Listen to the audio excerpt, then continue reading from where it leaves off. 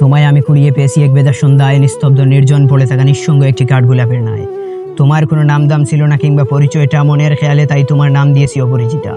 যদিও রবীন্দ্রনাথের গল্পের সাথে তোমার কোনো যোগসূত্র ছিল না। অভিভাবকহীন তোমায় আমি আগলে রেখেছি মন্দলোকের হায়না দৃষ্টি থেকে।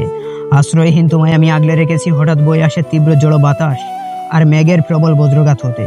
তারপর সময় চলে যাচ্ছে তার স্বতন্ত্র নিয়মে। তুমি বড় হয়ে উঠছো রোজ আমার আদরে। তোমার শরীরের কোমলতা প্রতিনিয়ত বাড়ছে দ্বিগুণ অতি যত্নে। কালো কেশ ছেয়ে যাচ্ছে গাঢ় ছড়িয়ে কোমর অবধি। তাল মিলিয়ে টুটের কোনায় থাকা তিলটাও ক্রমশ মায়াবী হয়ে উঠছে বড্ড। তুমি বলতে শিখেছো তুমি আকাশ ভালোবাসো। তুমি বলতে শিখেছো তুমি ফুল ভালোবাসো।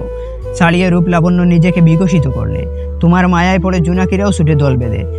বৃষ্টি তোমায় বেজাতে না পেরে নিজেকে পাপিষ্ট ভাবছে প্রতিনিয়ত।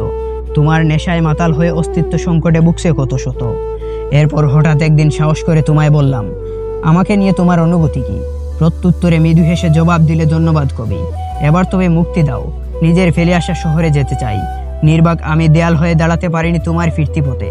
এতটুকু প্রতিবন্ধক হয়ে এতদিনের আগলে রাখা তুমি আজ মুক্ত হওয়ার বায়না করছো এভাবে, যেন আর এক মুহূর্তও তোমায় আগলে রাখার অধিকার নেই আমার।